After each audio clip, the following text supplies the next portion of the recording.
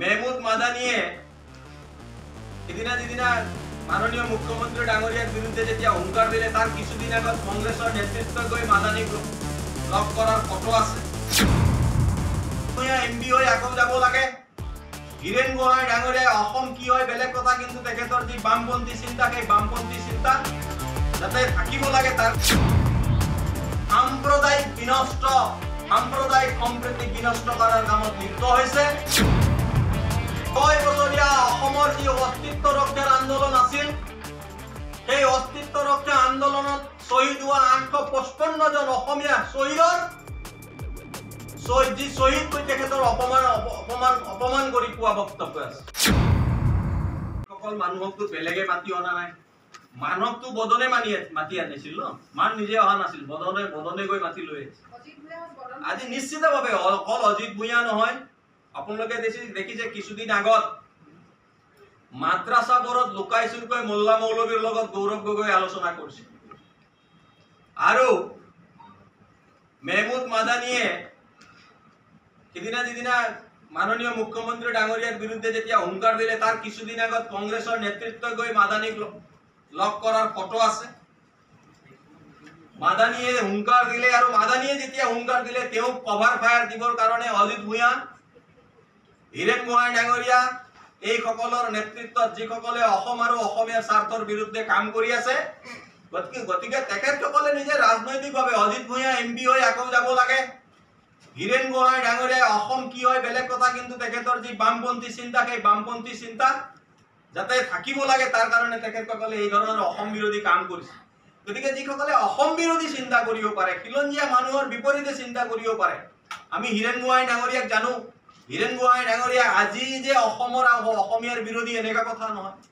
হীৰেন গোহাঁই ডাঙৰিয়াই অসম আন্দোলনৰ সময়তো অসম আৰু অসমীয়াৰ বিপক্ষে তেখেতে অৱস্থান গ্ৰহণ কৰিছে। গতিকে এই সকল মানুহে পুনৰবাৰ এজন আধুনিক বদল হিচাপে অসমৰ ৰাইজৰ আগত ধৰা দিছে। আৰু এই সকল মানুহে আজি যিসকল মানুহে অসমখন বাংলাদেশী সকল আহি থাকিব পৰাকে ডাঙৰ বুলি যিসকল মানুহে মন্তব্য দিব পাৰে, তেনে এই সকল মানুহক মাতি লৈ আহিছে। আৰু তেখেতসকলে অপমানৰ বিৰোধিতা কৰা নাই এই কথা কওঁ। গতিকে নিশ্চিতভাৱে যিসকল মানুহে অসম আৰু অসমীয়াৰ চিন্তাৰ বিৰুদ্ধে কথা ক'ব পাৰে, চিন্তা কৰিব পাৰে, সেই সকল মানুহে এই সকল মানুহক মাতি লৈ আহিছে। হৰ্ষ মন্দিৰ আপোনালোকে জানে, হৰ্ষ মন্দিৰ এসময়ত অসাংবিধানিক বডি এটা নেশনাল এডভাইজাৰি কাউন্সিল সোনিয়া গান্ধীৰ নেতৃত্বত প্ৰধানমন্ত্ৰীতকৈ ওপৰৰ যিটো বডি আছিল, সেই বডিৰ তেখেত মেম্বাৰ আছিল। শাহিনবাগৰ যি কা আন্দোলনৰ সময়ত দিল্লীৰ যি শাহিনবাগৰ গোটেই ঘটনা এই হৰ্ষ মন্দিৰৰ জৰিয়তে ঘটোৱা হৈছে। জৱাহৰ চিৰকাৰ আপোনালোকে জানে এজন বামপন্থী, এজন আমি যদি কওঁ যে এই বদৰ আজন হৈছে, কৰণ থাপৰ হৈছে, এখেতসকল হৈছে লেফটৰ বামপন্থী, যি বামপন্থীয়ে অসমত বাংলাদেশী ভৰি গ'লেও তেখেতসকলৰ চিন্তা কৰিবলগীয়া একৰাই। গতিকে এনে ধৰণৰ মানুহৰ যাতে অসমত যিসকলে তেওঁলোকে আজি সাম্প্ৰদায়িক সম্প্ৰীতি বিনষ্ট কৰাৰ কামত লিপ্ত হৈছে, আমি চৰকাৰক অনুৰোধ জনাইছো এই সকলৰ সকলো ধৰণৰ গতিবিধি তীক্ষ্ণভাৱে নজৰত ৰখা হওক। আৰু এই সকলে যাতে অসমৰ শান্তি সম্প্ৰীতি বিনষ্ট কৰিব নোৱাৰে, প্ৰয়োজনত এই সকল মানুহক গ্ৰেপ্তাৰ কৰি তেখেতৰ জেগালৈ লৈ যাবলৈ আমি চৰকাৰক আহ্বান জনাইছো। অসম আৰু অসমীয়াৰ খিলঞ্জীয়াৰ বিৰুদ্ধে যি মন্তব্য কৰিছে, সেই মন্তব্য অকল এটা সাধাৰণ মন্তব্য নহয়। এই মন্তব্য হৈছে 6 বছৰীয়া অসমৰ যি অস্তিত্ব ৰক্ষাৰ আন্দোলন আছিল, সেই অস্তিত্ব ৰক্ষা আন্দোলনত শহীদ হোৱা 855 জন অসমীয়া শহীদ কৈ তেখেতৰ অপমান কৰি কোৱা বক্তব্য আছে। আমি আজি প্ৰতিজন অসম আৰু অসমৰ অসমীয়া খিলঞ্জীয়াসকলক আমি আকৌ এবাৰ সেই কথাবোৰ শুনিবলৈ আহ্বান জনাইছো। আজি অজিত ভূঞা ডাঙৰীয়াই কংগ্ৰেছৰ যি বি টিম, এই কংগ্ৰেছৰ বি টিমে অসমত যাতে অবাধে বাংলাদেশী সকলৰ অবৈধ প্ৰব্ৰজন হৈ থাকক আৰু অসমৰ মাটিত অবৈধ বাংলাদেশীয়ে দখল কৰি থাকক, এই কথাটো আজিও কংগ্ৰেছে যেনেকে বিচাৰে, কংগ্ৰেছৰ বি টিম, অজিত ভূঞাৰ টিম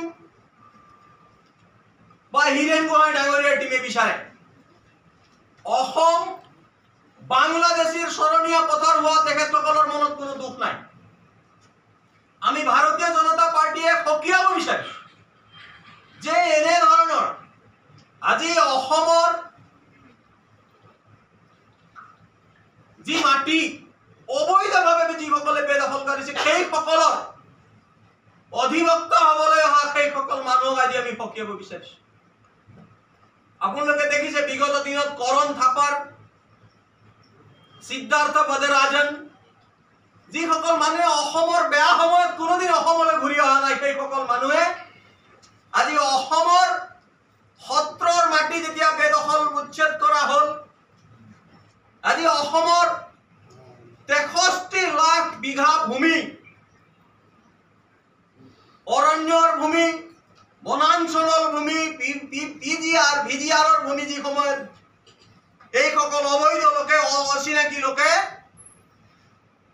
যি ধৰণে তেখেতসকলে অবৈধভাৱে বেদখল কৰিছে, সেই অবৈধ বেদখল উচ্ছেদৰ সময়ত এইসকল মানুহে এই অবৈধ বেদখলকাৰীৰ পক্ষত সকলো টুকিব আহিছে। আপোনালোকে লক্ষ্য কৰিছে যে অসমত ভূমি বেদখল কোনো দুখীয়া মানুহে দুখীয়া হোৱাৰ কাৰণে কৰা নাই। আজি এক ষড়যন্ত্ৰমূলকভাৱে অসম আৰু অসমীয়াক ৰাজনৈতিকভাৱে যাতে শেষ কৰিব পাৰি তাৰ বাবে এই কাম কৰা হৈছে। আৰু ইয়াৰ এটা উদাহৰণ আপোনালোকে দেখিছে যে যিসকল মৈৰাবাৰীৰ মানুহে মৰিগাঁৱৰ পৰা উৰিয়াম ঘাটলৈ বেদখল কৰিবলৈ গৈছিল, আজি উৰিয়াম ঘাটৰ পৰা ঘূৰি অহাৰ পিছতো কিন্তু তেখেতসকলে উৰিয়াম ঘাটতে ভোট দিবলৈ আজি এপ্লাই কৰিছে, এপ্লিকেশ্যন কৰিছে। ইয়াতকৈ আৰু ডাঙৰ উদাহৰণ কি লাগিব যে এইসকল মানুহে অসমক ৰাজনৈতিকভাৱে শেষ কৰিবৰ কাৰণে ষড়যন্ত্ৰ আৰম্ভ কৰিছে। গতিকে আজি যোৱাকালিৰ মিটিঙৰ পৰা এটা কথা স্পষ্ট হৈ পৰিছে যে কংগ্ৰেছৰ বি টিম হিচাপে আৰু বাংলাদেশীৰ বি টিম হিচাপে অজিত ভূঞা, হীৰেন গোহাঁই ডাঙৰীয়া আৰু হৰেকৃষ্ণ ডেকা, পৰেশ মালাকাৰকে আদি কৰি তথাকথিত বুদ্ধিজীৱীসকলে অসমৰ চিন্তা ভাৱনাৰ বিপৰীতে গৈ বাংলাদেশীসকলক ইয়াত থিতাপি দিয়াৰ কাৰণে তেখেতসকলে অসম আৰু অসমীয়াৰ বিৰুদ্ধে ষড়যন্ত্ৰত লিপ্ত হৈছে। আৰু